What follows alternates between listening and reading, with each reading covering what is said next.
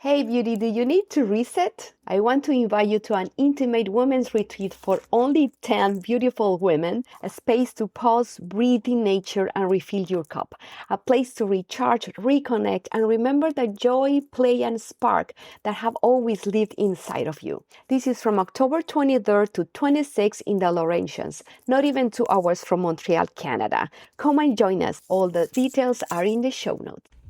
Hey beauty, welcome back to the Midlife Butterfly podcast. This is your host, Kenna Sue, and I'm so happy you're here for the 40th episode. How cool is that? We keep rolling.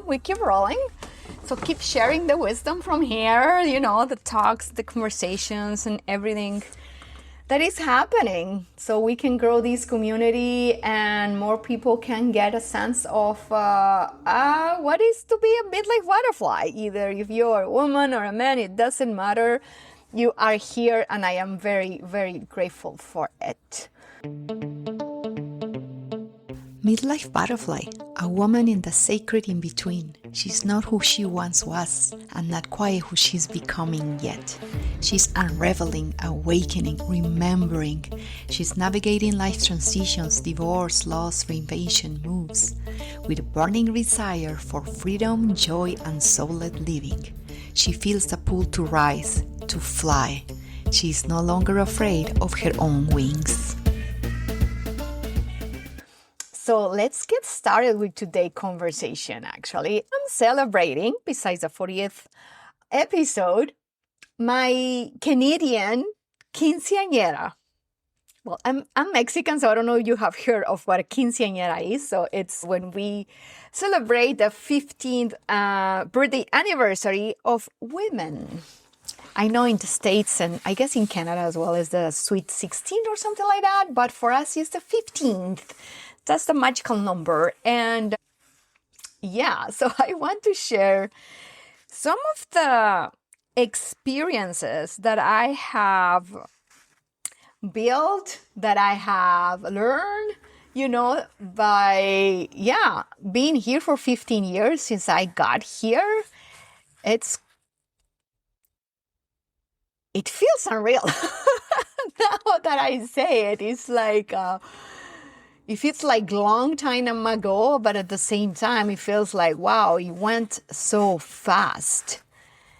It is amazing how, what's time is just, we know it's not linear, so it's interesting. And so I want to share with you 15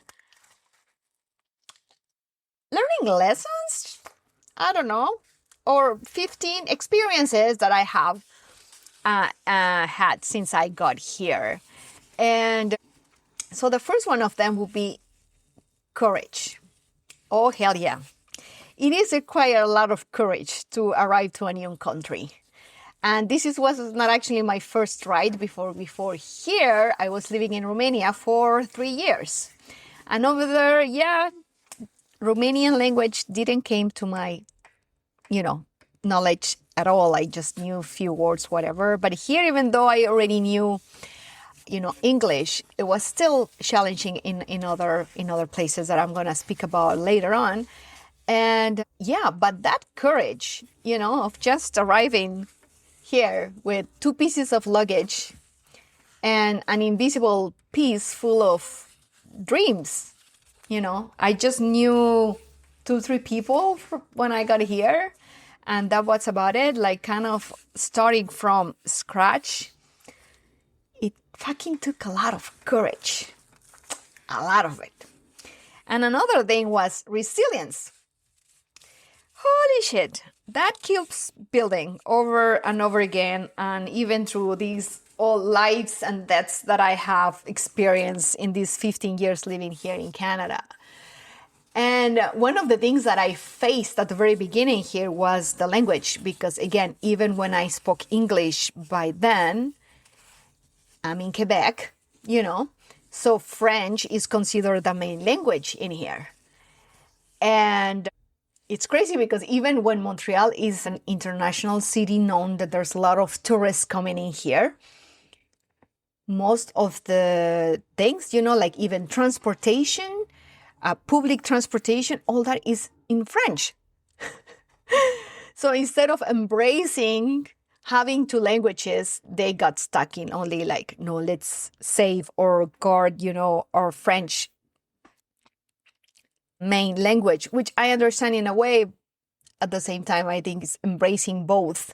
It opens more opportunities to everyone. Yeah, so what it happens to me, kind of like at the beginning when I got here, I went to the government office. They were offering a Prime program. I don't know if that one exists still. So what it was about is, so I will apply for it and then I will get a job where I will get paid the minimum wage for 6 months and the government will pay for it. So that will help me and the company that I was working with, of course, at the same time, to gain for me, like then job experience and then for the companies to save quite some money there, right? The cool part was after getting the program, after getting very pissed at the government officer because what happened is I got there. I say hello and everything else, bonjour, blah, blah, blah, when I got there. And when we were about to start, so I handled the folder with my file to this person. And when we were about to start the conversation, I asked him, can we continue in English? Because my English is better than my French. All he did was closing the folder in front of my face, handed it back to me, and he said, come back when you know French. Boom. I left so pissed, you don't have a clue. I was furious at that time because, again, here, I mean, the two languages supposed to be, official, but then for some people, they are very, very, what's the word? I forgot about it. Anyway, you know what I mean. They just want to speak French. It ends up, I had 2 great jobs with 2 different companies, and I was always speaking English. So just to let you know, but it's just that resilience that, continue being there. And at the very beginning, and then through, it kept building by, building relationships and then losing relationships and all those stories of the human experience that has helped me like strengthen that resilience within me, that it helped me keep going. It's a really good muscle to develop. So just to let you know, keep it in mind. Yeah, so like I mentioned before, like learning French, oh my goodness, that was something else because it really took me a lot of extra energy. I was working 9 to 5, and then I would go to French classes from 6 to 10. That would be at least from Monday to Thursday. So they were long, long days, and that, yeah, it lasted for almost 2 years. Probably the last 6 months, I took more of like grammar and speech, something like that. That it was, I guess, 2 classes per week.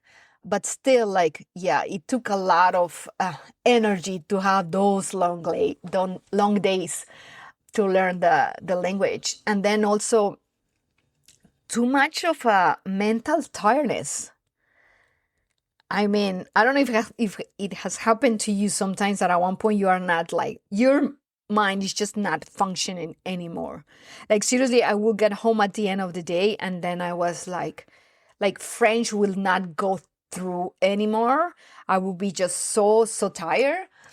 And then one of the things that also happened to me that it was very frustrating.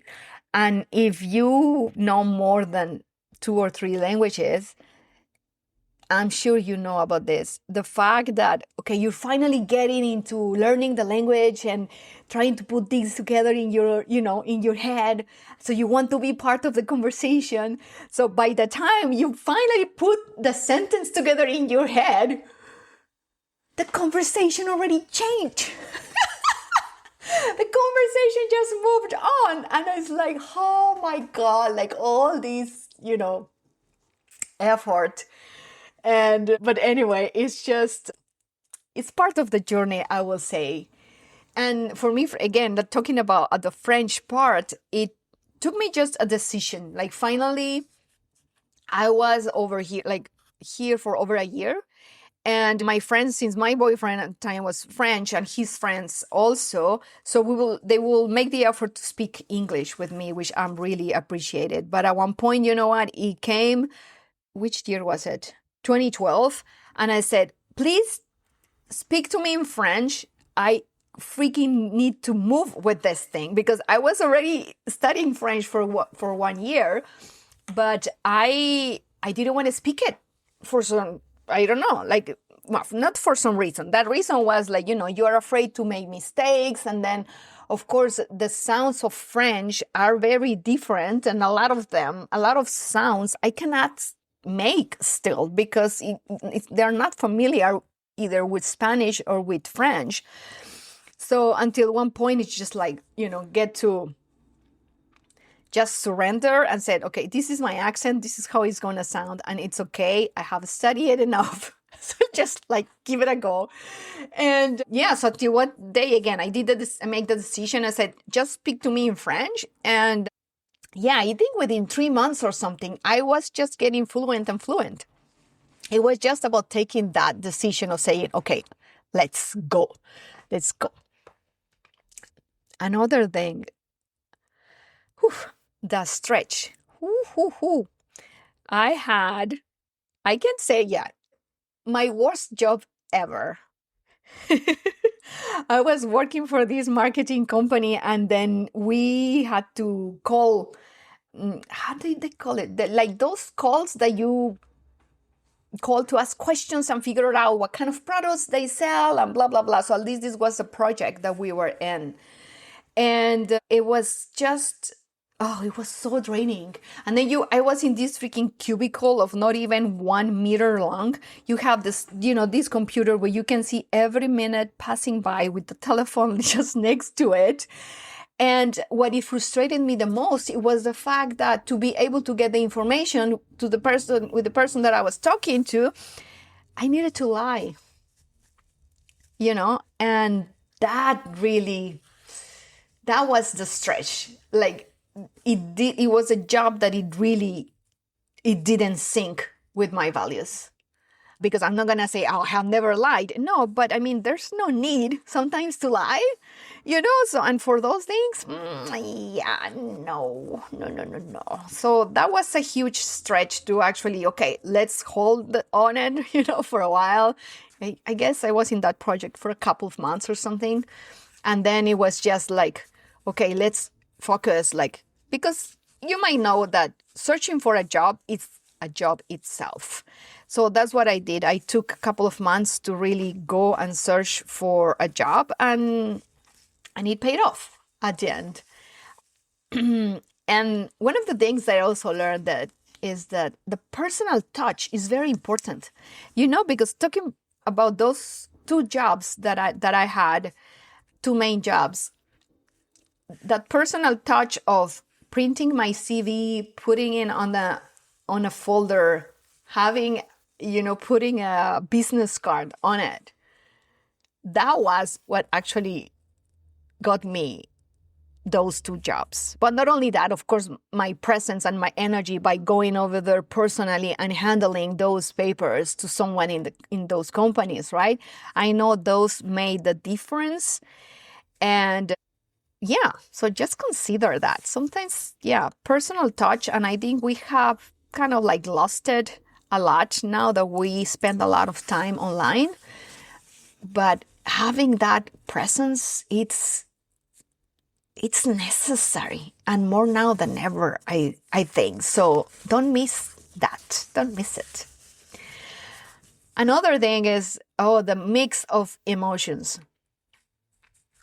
Yeah, because building a new life, it's in a different country, or even it could be in a different city if you have experience, It's about missing birthdays, missing holidays, and so many special occasions with the family and also with some friends, and just because we continue to hold that dream, to live better lives, or just to, by knowing that even when being abroad, like, I'm living the life that I want.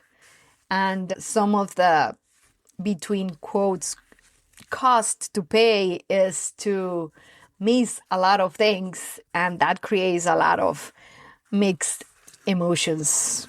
So it's just about letting them flow.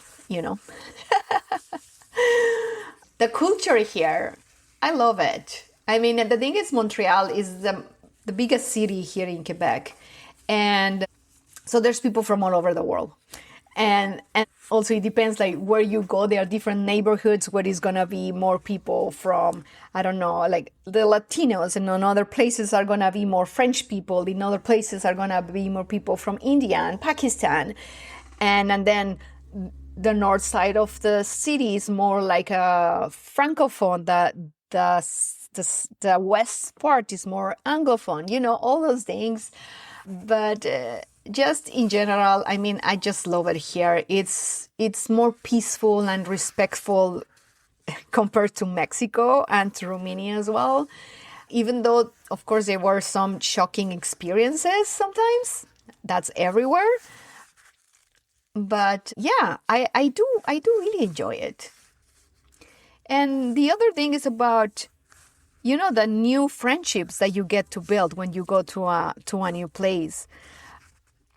Here, people are welcoming in general. I mean, most of my friends are immigrants, to tell you the truth. Even though when Quebecers, they do welcome people, what I've seen, I mean, I have only a few friends, like, I can count them with my hand, the friends that I have that actually are from Quebec. So it's very rare to make friends from here. At the same time, I'm very grateful that they welcome us. But I think it's just a different mentality when you are an immigrant and you're kind of like more open to make friendships. And yeah, and then more when I arrived. I mean, 15 years ago, I was very young, and also my group of friends, they were young. Then they started getting married and then having children, and of course, the dynamics have changed since then. But it's just how it has shifted. But then getting friendships from different places, and of course, you make new friends, and then you lose them, and then you make other ones, and then now, in being in midlife, and not only here, I know, like, in general, it's a bit challenging to have new friendships or to make new friendships, even though, I don't know, it might kind of like turn around. I don't know. Like, that's why I started making, creating these women's circles past in this August. And we're having one tomorrow, and there's already 12 women sign up, and I only know 2 of them. Like, the other ones, I don't know. So it is that people really are eager to have more friendships. I think just being in a phone, of course, is not fucking enough. And having deep conversations and having the presence of others and feeling seen and heard is something that is needed from everyone. And not from a place of ego, but from a place of that connection as human beings. And then another thing, I think, that's my belief, but that's how I perceive it, that there is a bit less of judgment by being an immigrant, because, it means that you leave your roots, your family, your culture, to build something new. So it's less common that someone is going to come to judge you, like, Are you having kids or you're not having kids? Are you married or you're not married?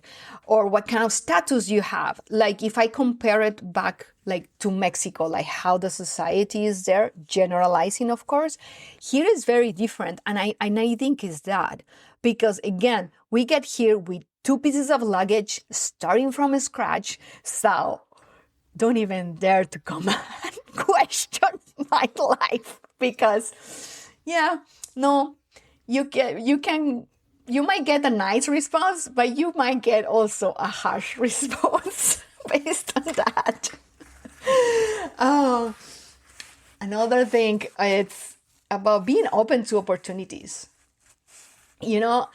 I got a job at an international association, and I remember when I got this job opportunity, and it was actually in one of the places that I went to leave my CV on paper. But then when I have this interview, that was after, I don't know, 6 months, 8 months or something. I was not even looking for a job at that moment, but the person reached out.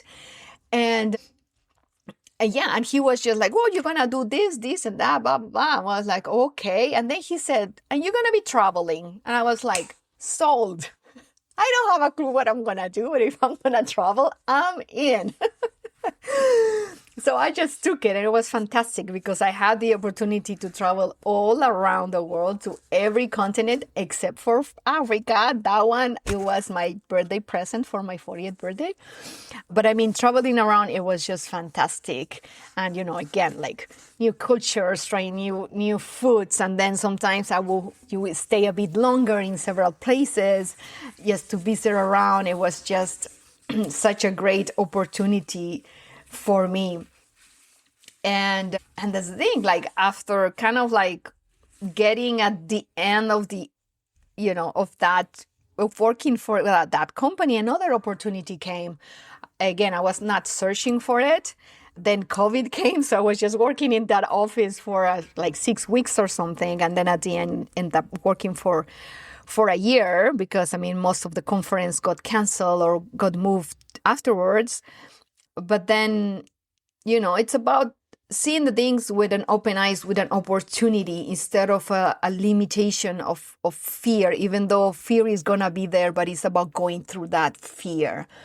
And that's when, the opportunity to become a freelancer and an entrepreneur came in. And I was like, yeah, I'm ready for this. I'm just taking it, And now I actually make more money as a freelancer that I used to do before working at a company itself with, So yeah, that has shifted and my business is going better. It's growing little by little, but I'm just so happy with it. The transformation that I get to see in people that work with me are just phenomenal. And it's just so satisfactory for me just to be a witness of how they can improve their lives. It's just so beautiful because we don't realize we are so stuck in our bubbles that we don't realize that we can live much better. So yeah, I'm just going to leave the seed in there for you. And another thing that happened here in this was more like in the past 5 years. Well, no, it started before because when I moved here, I'm talking about my spiritual path. When I moved here, I was like, okay, I want to finally start exercising because I was very lazy before, to tell you the truth. And I was like, I'm starting in a new country, new routine. So let's put exercise into the equation. So it's when I found yoga. And after practicing for a few years, it's when my body and mind finally connected. And then from there, I started changing my eating habits, started meditating more. And then I took a certification as a coach in habits. Then I took professional training in yoga and then in meditation. So all that combined elements really took me deeper into my spiritual path, which I'm super grateful. And yeah, that was something. And what it took me actually deeper. It was the last 6 years after the transition of my father. And that's the next thing that I want to share, is the fact that the fear of losing someone when living abroad is going to happen. Because the truth is that it's something that we can't control, and it's something that is going to happen no matter what. And we will never be prepared for that. We can't. We can't. So yeah, but that's one of the things that we gotta experience where we are away, and that's what it is. And now that I have become a digital nomad, which is other thing that I have achieved in the past years, and becoming a snowbird, it has been so great for me, because then I have that flexibility of spending more time with my family and more time with my friends in Mexico. And I just, such a great gift, and something that I want to keep cultivating, and keep going forward with it. And what else?